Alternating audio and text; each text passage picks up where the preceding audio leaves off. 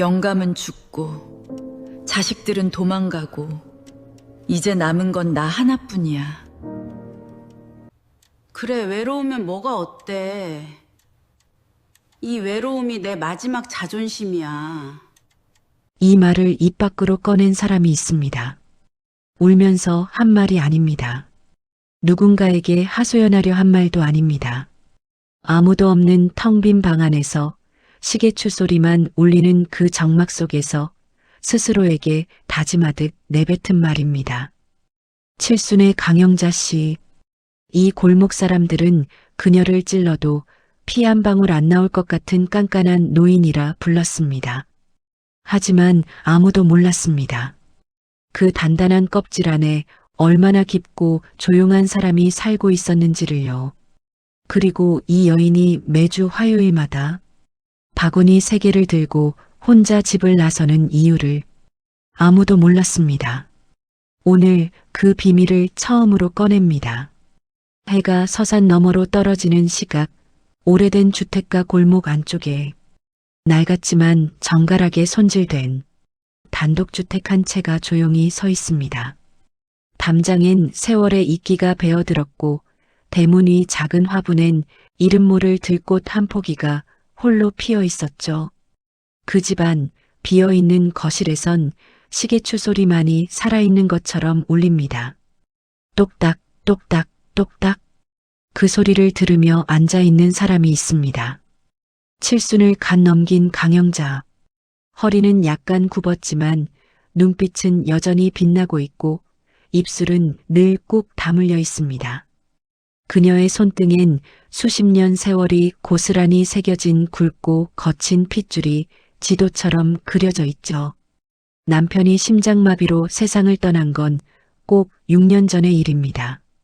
그 후로 영자 씨는 혼자입니다.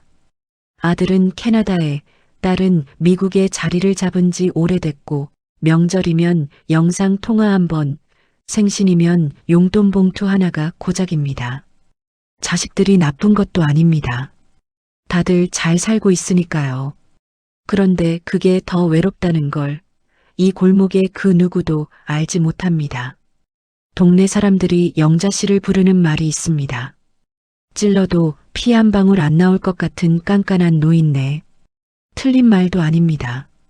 복지관 행사에도 나오지 않고 경로당 화투판에도 얼굴을 비추지 않죠.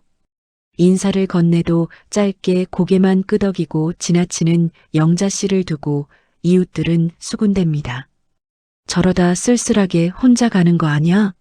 그렇게들 말하지만 아무도 영자 씨의 집 대문을 두드리진 않습니다.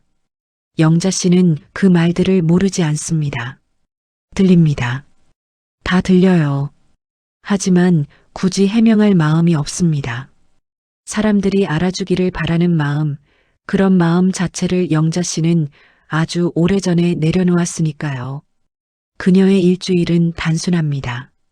월요일엔 청소, 수요일엔 장보기, 금요일엔 병원. 그런데 딱 하루 화요일만큼은 다릅니다. 화요일 아침 영자 씨의 눈빛이 달라집니다. 굳어있던 입꼬리가 아주 조금, 아주 미세하게 올라가죠. 그 표정을 본 사람은 아무도 없습니다. 거실 창문 너머 들어오는 햇살만이 그 얼굴을 잠깐 비추다 사라질 뿐입니다. 오늘도 화요일입니다. 영자 씨는 낡은 청가방을 3개 꺼냅니다. 하나씩 하나씩 조심스럽게 들고 대문을 나섭니다. 지금 이 장면이 평범해 보이시나요? 이게 시작에 불과합니다. 영자 씨가 3개의 바구니를 들고 매주 화요일마다 어디로 가는지, 그 행선지엔 무슨 비밀이 숨겨져 있는지 다음 이야기를 들으면 마음이 뭉클해지실 겁니다. 지금 바로 구독 버튼과 좋아요를 눌러주세요. 영자 씨의 은밀한 반란 함께 끝까지 따라가 보시죠. 바구니 3개. 어른 한 명이 들기에 버거운 그 무게를 칠순의 영자 씨가 양손에 나눠쥐고 골목길을 걷고 있습니다.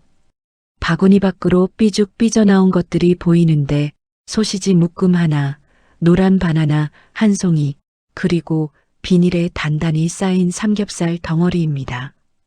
아이들이나 좋아할 법한 것들이죠. 그 모습을 이웃집 박 씨가 목격합니다. 이름은 박순례. 67살, 이 동네 15년 토박이로 골목 소식이라면 신문보다 빠른 사람입니다. 순례 씨는 대문 틈새로 눈을 가늘게 뜨고 영자 씨의 뒷모습을 바라봅니다. 그러다 혼잣말처럼 중얼거립니다. 아니, 혼자 사는 노인네가 매주 저 많은 고기를 사서 어디를 가는 거야? 누굴 숨겨둔 거 아냐? 사실 순례 씨가 처음 이상함을 눈치챈 건 2달 전입니다. 그때부터 영자 씨가 화요일마다 어김없이 무거운 바구니를 들고 집을 나서는 걸 봐왔습니다. 한 번이면 모를까, 2번, 3번, 10번. 어디 가는지 따라가 볼 수도 없고 물어보자니 영자 씨 특유의 그 차가운 눈빛이 무서워 선뜻 다가서지 못한 겁니다. 순례 씨의 혼잣말은 이내 골목 입구 평상에 앉아있던 이웃 여인들에게 전해집니다. 아니, 영자 씨가 요즘 치매가 오셔서 없는 자식들 밥상 차리는 거 아냐? 참 불쌍하기도 하지. 말은 불쌍하다고 하면서 눈빛엔 호기심이 가득합니다. 소문은 그렇게 흘러다닙니다. 골목을 건너고 담장을 넘어 마을회관 게시판처럼 사람들 입을 타고 번집니다. 그 소문이 끝내 영자 씨의 귀에까지 닿기까지는 사흘도 걸리지 않습니다. 마트 계산대에서 영자 씨는 분명히 들었습니다. 뒤에 서 있던 누군가가 작은 소리로 속삭이는 것을. 저분이 그 영자 씨 아냐? 치매 왔다는 분. 영자 씨는 고개를 돌리지 않습니다. 계산을 마치고 영수증을 받아 적고 조용히 마트를 나옵니다. 그 뒷모습이 어찌나 고든지 바라보는 사람이 있다면 오히려 미안해졌을 겁니다. 하지만 집으로 돌아오는 길 영자 씨의 손이 조금 떨립니다. 나는 괜찮아 하고 중얼거리지만 그 목소리는 스스로에게 하는 다짐처럼 들립니다. 사람들이 뭐라고 하든 내 할 일을 하면 그만이야. 영자 씨는 그렇게 마음을 다잡습니다. 하지만 오해는 이미 눈덩이처럼 커져 있었습니다. 그리고 그 눈덩이는 영자 씨도 모르는 사이에 더 큰 일을 만들어가고 있었죠. 다음 화요일 구청 복지과에서 방문 예고 전화가 걸려옵니다. 김영자 씨 댁이시죠? 어르신 혼자 지내시는데 걱정이 돼서요. 영자 씨는 수화기를 내려놓으며 눈을 감습니다. 그 눈 속에 무언가가 흔들립니다. 두려움인지 분노인지 아니면 지독한 외로움인지. 그것은 다음 화요일 모든 것을 바꿔놓을 작은 폭풍의 예고였습니다. 화요일 오전 10시 영자 씨의 대문 앞에 낯선 발소리가 멈춥니다. 30대 초반으로 보이는 젊은 여성. 구청 복지과 직원 이지연 씨가 단정한 점퍼 차림으로 서 있습니다. 손엔 서류 가방, 얼굴엔 민원 업무 특유의 조심스러운 표정. 그녀는 살짝 망설이다가 초인종을 누릅니다. 잠시 침묵이 흐릅니다. 그리고 안에서 발소리가 납니다. 툭툭툭. 느리지만 단호한 발걸음 소리입니다. 대문이 삐걱이며 열립니다. 영자 씨의 눈이 지연 씨를 위아래로 흡습니다. 지연 씨가 밝게 웃으며 인사합니다. 안녕하세요, 어르신. 저는 구청 복지과에서 나온 이지연이라고 합니다. 어르신 혼자 지내시는데 어려운 점은 없으신지, 요양보호사 연결이나 돌봄 서비스가 필요하신 건 아닌지 여쭤보려고 왔습니다. 영자 씨의 표정이 굳습니다. 내 몸은 내가 챙겨요. 영자 씨의 목소리엔 가시가 돋아 있습니다. 내가 치매에 걸린 것도 아니고 밥을 못 챙겨 먹는 것도 아닌데 누가 신고라도 했소?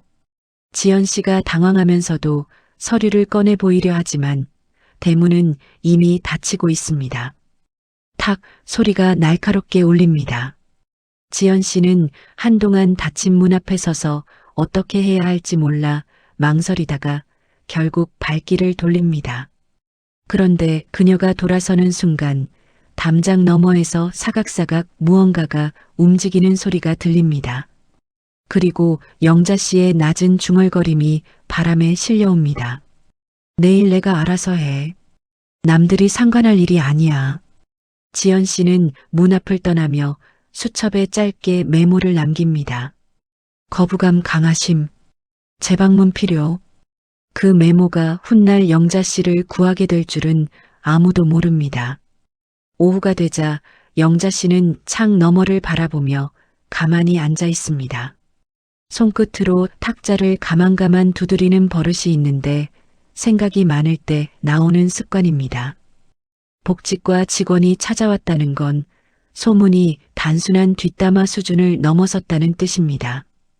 이대로 가다간 작전이 들킬지도 모릅니다. 영자 씨가 그것을 두려워하는 건 자신 때문이 아닙니다.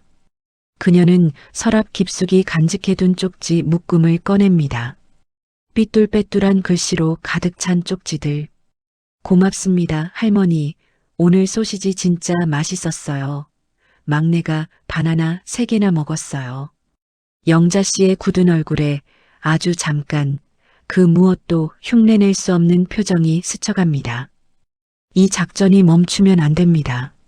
무슨 일이 있어도. 하지만 누군가가 이미 따라오고 있었습니다. 그러나 영자 씨는 아직 모릅니다. 사람들은 영자 씨가 어디로 가는지 몰랐습니다. 동네 한 바퀴를 돌다 오겠거니 시장이라도 다녀오겠거니 했죠. 하지만 영자 씨의 발길은 늘 같은 곳을 향합니다. 동네 귀퉁이 큰 도로에서 3블록쯤 들어간 곳. 재개발 예정 지역이라는 현수막이 구겨진 채 철망에 걸려 있는 낡은 빌라촌입니다. 2년 전부터 입주민들이 하나둘 떠나면서 절반 이상이 빈집이 된 곳이죠. 인기척이 드문 골목을 걷는 영자 씨의 발걸음은 오히려 가볍습니다. 3동 1층. 철문엔 흠집이 많고 현관 앞 작은 화분엔 흙만 남아 있습니다. 그 집 앞에 영자 씨는 조용히 무릎을 꿇고 앉습니다. 바구니에서 물건들을 하나하나 꺼냅니다.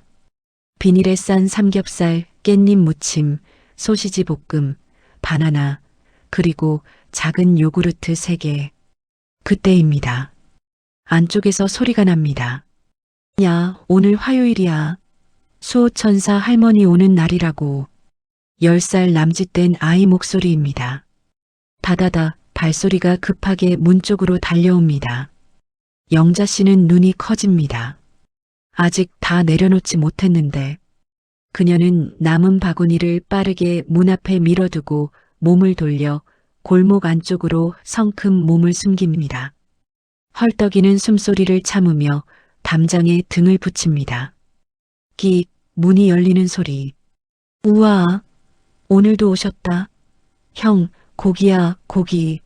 아이들의 환호소리가 좁은 골목을 가득 채웁니다.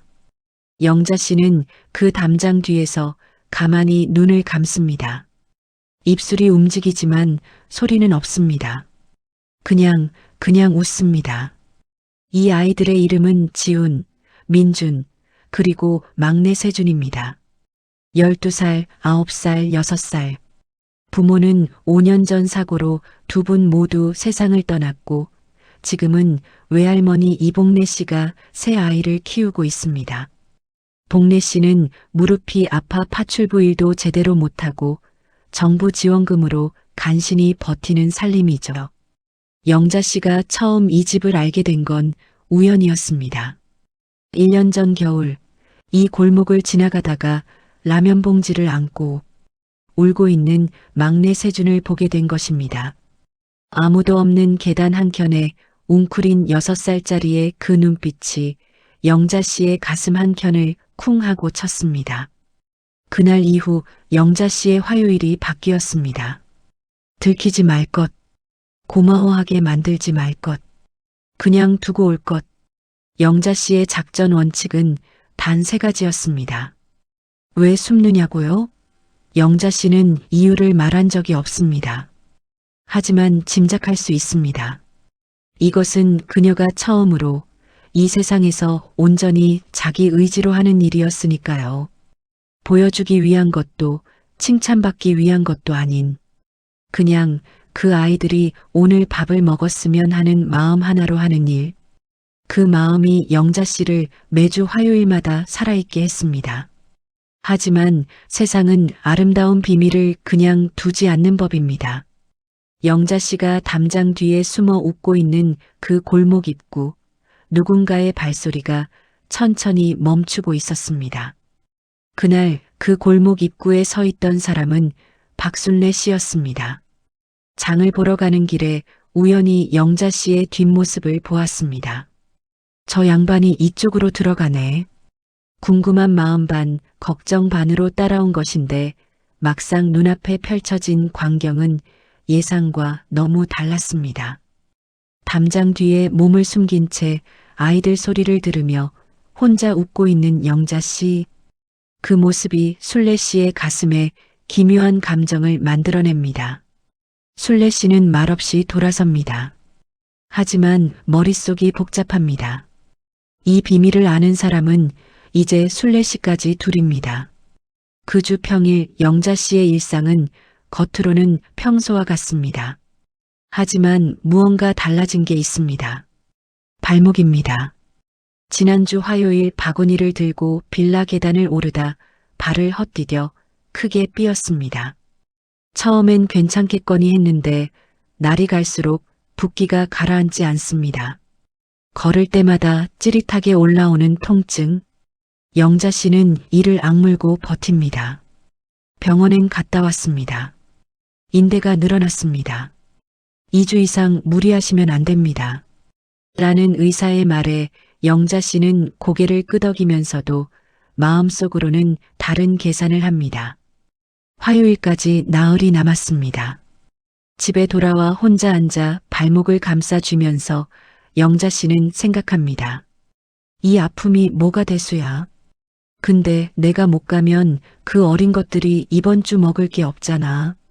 복례 씨는 몸이 아파 밖을 못 나오고 지훈이가 형이랍시고 혼자 끙끙댈 텐데 세준이가 또 배고파서 울면 어떡하지? 걱정이 쌓일수록 발목이 더 아파오는 것 같습니다. 그러던 목요일 저녁 골목 밖이 갑자기 시끌시끌해집니다. 이웃들이 영자 씨 집 앞에 두세씩 모여 있습니다. 며칠째 영자 씨가 외출을 안 하니 이상하게 여긴 것입니다. 냄새도 나는 것 같고 불도 잘 안 켜지고 무슨 일 난 거 아니야? 목소리들이 담장을 넘어 들어옵니다. 경찰 불러야 하는 거 아니야? 하는 소리도 들립니다. 영자 씨는 방 안에서 눈을 감습니다. 창피합니다. 아프다는 것도 도움이 필요하다는 것도 누군가 걱정해 준다는 것도 모두 다 창피하고 불편합니다. 그리고 그 마음 아래에는 아무도 모르는 더 깊은 두려움이 있습니다. 내가 쓰러지면 그 아이들한테 다음 화요일이 오지 않습니다. 바깥의 웅성거림은 가라앉지 않습니다. 영자 씨는 떨리는 손으로 벽을 짚고 천천히 일어섭니다. 그리고 그 어둠 속에서 누군가 담장 너머로 조심스럽게 부릅니다. 영자 씨, 거기 계세요? 박순례 씨의 목소리입니다. 그런데 그 목소리가 이상합니다. 늘 시끄럽고 경솔하던 순례 씨의 목소리가 오늘은 낮고 조심스럽고 어딘가 미안함을 담고 있습니다. 영자 씨의 손이 문고리 위에서 멈춥니다. 이 문이 열리느냐 닫히느냐에 따라 앞으로의 모든 것이 바뀔 것입니다. 문고리 위에 얹힌 영자 씨의 손이 떨립니다. 박순례 씨의 목소리는 담장 너머에서 계속 이어집니다. 영자 씨, 저 순례예요. 화 안 내도 되니까 그냥 목소리만 들려주세요. 다른 사람들 물리칠게요. 영자 씨는 대답하지 않습니다. 하지만 귀는 열려 있습니다. 잠시 후 밖이 조용해집니다. 웅성거리던 이웃들의 목소리가 썰물처럼 빠져나가는 소리가 납니다. 순례 씨가 다 돌려보낸 모양입니다. 그리고 다시 조용해진 담장 너머에서 순례 씨가 혼잣말처럼 낮게 말합니다. 나 갈게요. 근데 내일 아침에 한 번 더 올게요. 그냥 밥은 먹어야 하잖아요, 우리. 발소리가 멀어집니다. 영자 씨는 한참을 그 자리에 서 있습니다. 벽에 기댄 채 발목의 통증을 느끼면서 방금 들은 말을 되씹습니다. 우리. 그 단 한 글자가 이상하게 가슴에 걸립니다. 오랫동안 잊고 지낸 말이었으니까요. 다음 날 아침 순례 씨는 약속대로 왔습니다. 대문 아래로 미역국 한 그릇과 흰 쌀밥이 담긴 도시락이 밀려 들어옵니다. 쪽지가 붙어 있습니다. 다 먹어요. 잔소리 안 할게요. 영자 씨는 그 도시락을 한참 내려다봅니다. 그러다 천천히 앉아 뚜껑을 엽니다. 김이 피어오릅니다. 첫 숟갈을 뜨는데 눈물이 날 것 같습니다. 참습니다. 두 번째 숟갈을 뜨는데 또 날 것 같습니다. 이번엔 참지 못합니다. 영자 씨는 밥을 먹으면서 웁니다. 소리 없이 조용히 아무도 보지 않는 방 안에서 혼자 웁니다. 하지만 세상이 영자 씨를 그냥 두지 않습니다. 그날 오후 구청에서 다시 연락이 옵니다. 이번엔 이지연 씨 혼자가 아니었습니다. 상담사와 함께 왔습니다. 어르신 정기 방문 대상으로 등록이 됐습니다. 거부하시면 강제로 안전 확인을 해야 할 수도 있어요. 부드럽지만 단호한 말투입니다. 영자 씨는 대문 너머로 대꾸합니다. 안전합니다. 멀쩡해요. 안 보입니까? 이지연 씨가 난처한 얼굴로 말을 잇습니다. 어르신, 저희가 걱정이 돼서가 아니라 어르신 혼자 무언가를 하고 계신다는 이야기를 들었습니다. 누군가를 돕고 계신 거라면 저희가 오히려 도와드릴 수 있어요. 그 말에 영자 씨의 눈이 가늘어집니다. 뭘 들었소? 이지연 씨가 머뭇거립니다. 재개발 구역 쪽에서 익명 제보가 있었습니다. 아이들이 있는 집에 매주 음식을 두고 가는 분이 있다고요. 그 집이 공식 지원 대상에 올라 있지 않아서요. 침묵이 흐릅니다. 긴 침묵입니다. 영자 씨는 천장을 올려다봅니다. 작전이 들켰습니다. 조용히 남모르게 혼자서 하려 했던 일이 이제 세상 밖으로 나오려 하고 있습니다. 막을 수 없다는 걸 압니다. 하지만 어떻게 해야 할지 모르겠습니다. 그날 밤 영자 씨는 불을 켜지 않은 채 방 안에 앉아 있습니다. 무릎 위에는 세준이가 서툰 글씨로 쓴 쪽지가 놓여 있습니다. 할머니 보고 싶어요. 얼굴 보여주세요. 그 문장이 밤새 영자 씨의 눈 안에서 반짝입니다. 그리고 화요일까지는 이틀이 남아 있었습니다. 화요일 새벽 4시, 영자 씨는 잠을 이루지 못했습니다. 발목은 여전히 욱신거리고 머릿속은 온갖 생각으로 가득합니다. 천장을 바라보다 옆으로 돌아 눕고 다시 천장을 바라봅니다. 시계추 소리만 방 안을 채웁니다. 똑딱 똑딱. 아이들이 오늘 굶으면 어떻게 하나. 그 생각이 가장 먼저 떠오릅니다. 복래 씨가 어디서 먹거리를 구하긴 하겠지만 아이들이 오늘 화요일을 기다리고 있다는 걸 영자 씨는 압니다. 야, 오늘 수호천사 할머니 오는 날이야 하며 아침부터 들뜰 세준이의 얼굴이 눈에 선합니다. 그 기다림을 저버린다는 것이 발목 통증보다 훨씬 더 아프게 느껴집니다. 영자 씨는 천천히 자리에서 일어납니다. 안 되는 줄 압니다. 인대가 늘어났고 무거운 짐을 들면 더 나빠질 수 있다는 것도 압니다. 하지만 손은 이미 바구니를 꺼내고 있습니다. 냉장고를 열어 준비해둔 반찬들을 하나씩 담습니다. 불을 켜지 않은 채 어둠 속에서 손끝의 감각만으로 물건들을 챙깁니다. 다 챙기고 나서 바구니를 드는데 다리에 힘이 없습니다. 영자 씨는 그 자리에 주저앉습니다. 발목에서 통증이 번개처럼 쏘아 올라옵니다. 소리를 지르지 않으려 입술을 깨뭅니다. 잠시 눈을 감고 숨을 고릅니다. 한 번 더 일어서려 하지만 이번엔 다리가 제 말을 듣지 않습니다. 바닥에 손을 짚고 벽에 기대고 그렇게 겨우 등을 벽에 기댄 채 앉아 있습니다. 눈물이 나옵니다. 영자 씨가 우는 건 쉽지 않은 일입니다. 남편을 떠나보내던 날도 자식들이 외국으로 떠나던 날도 꾹 참았습니다. 그런데 지금 텅 빈 부엌 바닥에 홀로 주저앉아 눈물을 흘리고 있습니다. 몸이 말을 안 들어서가 아닙니다. 나이가 들었다는 게 이렇게 서럽구나 하는 것 때문도 아닙니다. 내가 이러고 있는 동안 그 어린 것들은 어쩌나 그 생각 때문입니다. 자식 하나 없이 혼자인 것도 동네 사람들한테 치매 소리 듣는 것도 참을 수 있었습니다. 그런데 아이들에게 실망을 줄 수 있다는 것, 그것만은 견디기가 어렵습니다. 날이 밝아오기 시작합니다. 영자 씨는 움직이지 못한 채 그 자리에서 아침을 맞이합니다. 창문 틈으로 연한 햇살이 들어옵니다. 바구니는 옆에 그대로 놓여 있습니다. 가득 담긴 채로.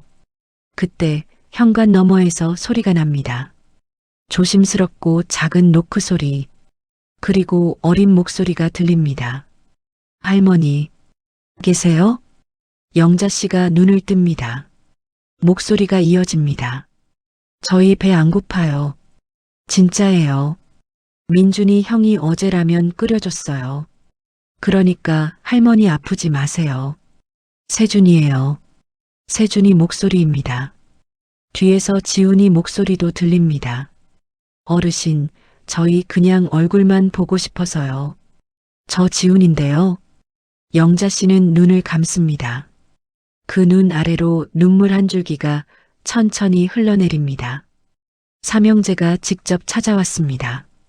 언제 알았는지, 어떻게 알았는지 지금은 중요하지 않습니다. 중요한 건 지금 저 문 너머에 아이들이 서 있다는 것입니다. 영자 씨는 벽을 짚고 천천히 일어섭니다. 한 발, 또 한 발. 절뚝이며 현관으로 나옵니다. 손이 문고리에 닿습니다. 그리고 문이 열립니다. 문이 열리는 순간 새 아이가 눈을 동그랗게 뜹니다. 영자 씨의 모습이 평소와 달랐습니다. 머리는 단정하지 않고 얼굴엔 밤새 울었던 흔적이 남아 있습니다. 그리고 한쪽 발을 살짝 들고 있습니다. 아이들은 한눈에 알아봅니다. 할머니가 많이 아프다는 것을. 세준이가 제일 먼저 몸을 움직입니다. 팔을 벌리고 영자 씨의 허리께로 달려들어 안깁니다. 그 작은 팔이 영자 씨의 허리를 감쌉니다. 지훈이와 민준이도 한 발씩 앞으로 옵니다. 어르신 많이 아프셨죠? 지훈이가 12살 치고는 너무 어른스러운 목소리로 말합니다. 영자 씨는 그 자리에 서서 굳어 있습니다. 이 감각이 낯섭니다. 누군가가 자신에게 달려오는 것, 안기는 것, 걱정해 주는 것. 오랫동안 없었던 일들입니다. 자식들이 어릴 때 이후로 어쩌면 그보다 더 오래전부터 없었던 일인지도 모릅니다. 영자 씨의 손이 천천히 올라옵니다. 그리고 세준이의 등을 가만히 두드립니다. 토닥, 토닥. 그 순간 뒤에서 발소리가 들립니다. 둘, 셋, 넷. 여러 사람의 발소리입니다. 영자 씨가 고개를 듭니다. 박순례 씨가 서 있습니다. 그 옆에 이지연 씨가 서 있습니다. 그 뒤로 이웃 서너 명이 멀찍이 서서 이쪽을 바라보고 있습니다. 어색하고 미안하고 무언가 할 말이 있는 것 같지만 선뜻 꺼내지 못하는 얼굴들입니다.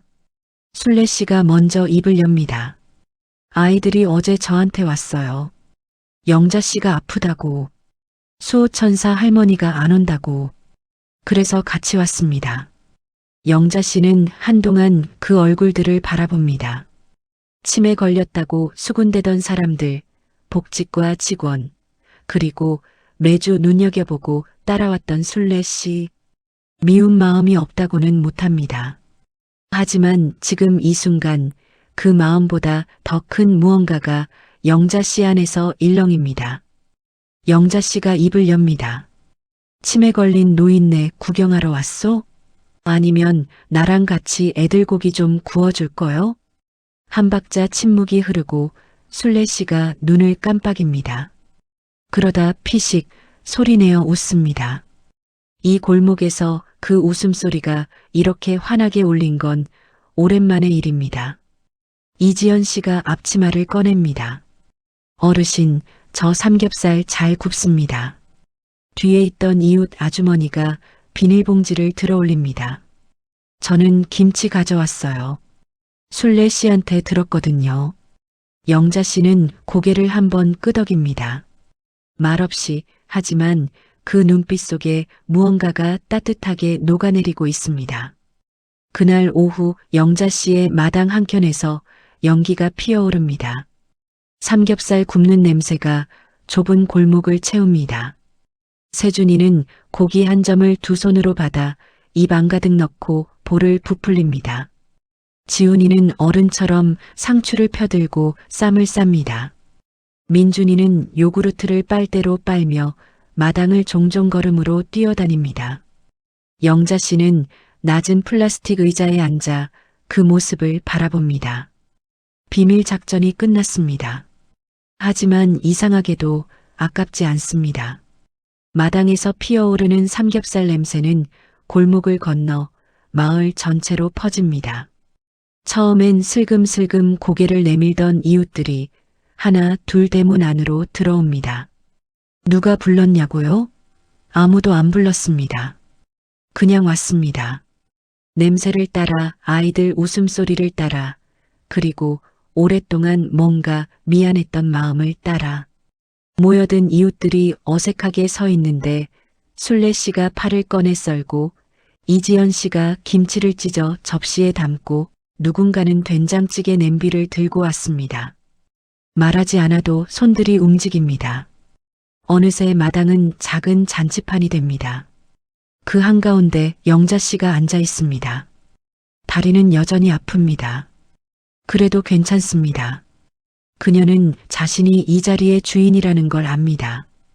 큰 소리 치지 않아도 설명하지 않아도 그냥 여기 있는 것만으로요. 순례 씨가 고기를 뒤집다가 슬그머니 영자 씨 옆에 앉습니다. 영자 씨, 나 많이 야속했지요? 그 말에 영자 씨가 고개를 돌립니다. 순례 씨의 눈이 빨갛습니다. 나쁜 마음으로 소문낸 건 아니었는데 그냥 모르니까 뭘 하는지 모르니까 막 짓거렸는데 지금 생각하면 얼마나 억울하셨을까 싶어서 영자 씨는 잠시 있다가 대꾸합니다. 억울하긴 했소. 근데 당신도 몰랐으니까. 순례 씨가 고개를 숙입니다. 미안합니다. 진짜로요. 영자 씨가 고개를 한번 끄덕입니다. 됐소. 오늘 같이 먹으면 그걸로 됐어요. 짧은 화해입니다. 하지만 진심이 담긴 화해입니다. 저녁이 깊어질 무렵 이지연 씨가 영자 씨 곁에 옵니다. 어르신, 저희가 복례 시댁 아이들을 공식 지원 대상으로 등록할 수 있을 것 같아요. 어르신 덕분에 저희가 파악하게 된 가정이에요. 영자 씨의 제보가 있다고 처리해도 될까요? 영자 씨가 잠시 생각합니다. 이름은 빼줘요. 그냥 이웃이라고만 해요. 이지연 씨가 웃으며 고개를 끄덕입니다. 알겠습니다, 어르신. 그리고 이지연 씨가 덧붙입니다. 어르신, 이런 말씀 드려도 될지 모르겠는데 저도 혼자 사는 어머니가 있어요. 어르신 덕분에 제가 오늘 많이 배웠습니다. 영자 씨는 대꾸하지 않습니다. 하지만 고개를 살짝 돌려 다른 곳을 바라보는데 그 눈가가 반짝거립니다. 세준이가 와서 영자 씨의 무릎에 걸터 앉습니다. 할머니, 우리 매주 올 수 있어요? 영자 씨가 그 머리를 한번 쓰다듬습니다. 그럼. 근데 이젠 혼자 오지 말고 복례 할머니도 같이 와. 세준이가 고개를 끄덕입니다. 그 뒤에서 지훈이가 멋쩍게 웃습니다. 마당에 불빛이 하나 켜집니다. 이웃 중 누군가가 전선을 연결해 전구를 매달았습니다. 작고 노란 전구 하나가 마당 위에서 흔들립니다. 그 아래 사람들의 얼굴이 따뜻하게 빛납니다. 영자 씨는 오랫동안 그 불빛을 올려다봅니다. 특별한 생각을 하는 것도 아닙니다. 그냥 바라봅니다. 그냥 지금 이 순간이 좋습니다. 비밀 작전은 끝났습니다. 그 대신 무언가 더 큰 것이 시작되었습니다. 다음 주 화요일 오전, 영자 씨의 대문이 열립니다. 손에 든 장바구니는 하나뿐입니다. 지난주까지만 해도 3개였던 바구니가 오늘은 하나입니다. 하지만 양손이 비어있지 않습니다. 왼손에는 세준이의 작고 따뜻한 손이, 오른손에는 민준이의 손이 꼭 쥐어져 있습니다. 지훈이는 그 옆에서 어른처럼 바구니를 받아듭니다. 뒤에서 발소리들이 따라옵니다. 순례 씨가 보냉백을 들고 나옵니다. 나도 갈게요.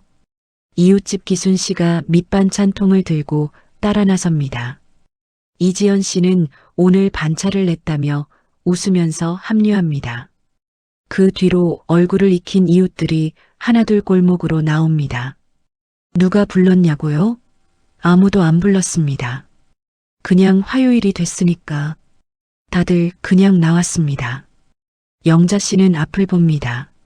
처음 이 길을 걸을 때는 혼자였습니다.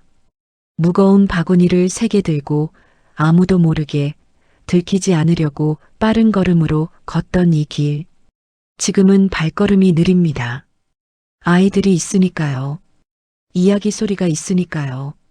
웃음소리가 있으니까요. 재개발 구역 골목 어귀에 이르자 낡은 빌라 1층 문이 열립니다. 외할머니 복래 씨가 마중을 나와 있습니다. 쪼그려 앉아 세준이를 맞이하는 그 얼굴엔 눈물이 그렁그렁합니다. 복래 씨가 영자 씨를 바라봅니다. 아무 말도 못합니다. 입술이 떨립니다. 영자 씨가 먼저 말합니다. 울지 마요. 오늘은 잔치니까. 복래 씨가 결국 웃음 반 눈물 반으로 고개를 끄덕입니다. 마당에 자리를 펴고 가져온 반찬들이 하나씩 차려집니다. 삼겹살이 불판 위에 오르고 된장찌개가 보글보글 끓고 아이들이 뛰어다닙니다. 이웃들의 웃음소리가 오랫동안 비어있던 골목을 가득 채웁니다. 영자 씨는 낮은 의자에 앉아 그 모든 것을 바라봅니다. 사람들은 여전히 영자 씨를 모릅니다. 그 안에 얼마나 깊은 외로움이 있었는지 밤마다 시계추 소리를 들으며 얼마나 긴 침묵을 견뎌왔는지 그것까지 알 필요는 없습니다. 그냥 지금 이 자리에 있으면 됩니다. 세준이가 영자 씨 무릎에 올라와 앉습니다. 할머니, 우리 이제 매주 이래요? 영자 씨가 그 머리를 쓰다듬으며 대답합니다. 그래, 매주 화요일마다. 세준이가 활짝 웃습니다. 우리 마을 공동 작전이다. 영자 씨가 조용히 웃습니다. 이 골목에서 이 칠순의 여인이 이렇게 소리내어 웃은 것이 얼마만인지 모릅니다. 외로움이란 방에 갇혀 계신가요? 아무도 모르게 혼자서 무언가를 해오셨나요? 영자 씨가 우리에게 보여준 건 용기입니다. 용기는 대단한 게 아닙니다. 떨리는 손으로 문고리를 잡고 천천히 문을 여는 것. 그것만으로 충분합니다. 문을 여는 순간 세상은 당신을 향해 걸어옵니다. 당신은 이미 세상에서 가장 강한 영웅입니다. 오늘 영자 씨의 이야기가 마음에 닿으셨다면 지금 이 채널의 구독 버튼을 눌러주세요. 이 채널은 우리 주변 어딘가에 살고 있는 평범하지만 위대한 사람들의 이야기를 담습니다. 대단한 영웅이 아니어도 됩니다. 떨리는 손으로 문을 열 수 있는 사람이면 누구나 이야기의 주인공이 됩니다. 좋아요 한 번, 구독 한 번이 이 골목의 이야기들을 계속 살아있게 합니다. 감사합니다.